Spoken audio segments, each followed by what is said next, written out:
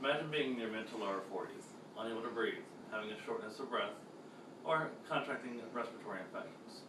This is what someone with chronic obstructive pulmonary disease has to deal with, or COPD. COPD affects us all. COPD can affect someone in their 20s, 30s, 40s, 50s. It does not have an age requirement. HelpWithSmoking.com has stated that over 120,000 deaths per year are affected due to COPD.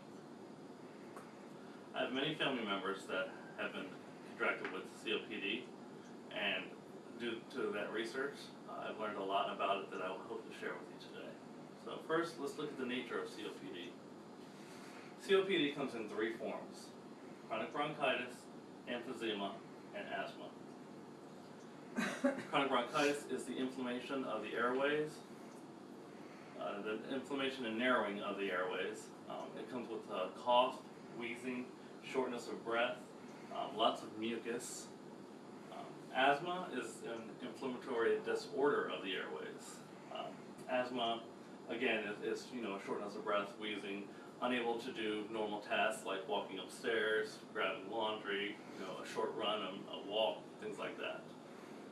And of course, emphysema, caused by years of smoking. As you can see, this lung, this is a healthy lung. This is a lung that has been affected by emphysema. Notice the blackness, the tar. It's the total deterioration of one's lung. Now that we know the nature, let's look at the causes and symptoms. Number one cause, smoking. 80 to 90% of all COPD deaths are due to smoking, as was from HelpWithSmoking.com. The CDC states that over 32 million people in 2002 had some form of COPD. Non-smokers as well as smokers can be affected by COPD. COPD will affect a non-smoker, someone that works in an asbestos plant, chemicals,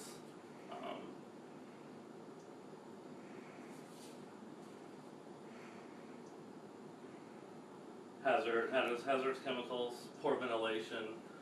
Someone that is living with a smoker will contract it by secondhand smoke. Now, even though there's no cure to get rid of COPD, you can never undo the harmful effects that you've done to your lungs. There are ways to prevent it or treat it. First is to stop smoking. The sooner you stop smoking, the more air that you're allowing to come into your lungs. There are medications. There are three types. You have a bronchodilator, inhaled steroids, and antibiotics. Basically an inhaler is what it is. This would be your normal inhaler. It allows you to have a short breath of air. It's just to give you a short burst. Then you have your inhaled steroids.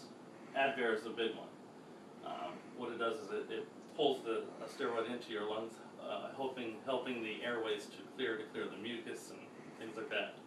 However, prolonged use is actually worse than if you were. It's only should be used for like 3 to 7 days. Is what most scientists say. And of course, your antibiotics. Antibiotics do just like it does with normal sicknesses, where it kills any bacteria that may be living in the cell. And last would be oxygen treatments. This is for people who have very bad cases of emphysema, asthma, years of COPD. So now that we have learned that COPD affects smokers and non-smokers, there is treatment, there is prevention. However, you can never undo the harm that you've already done. And if you understand the nature, the extent, who is affected, and ways to treat it, you're better off in the long run.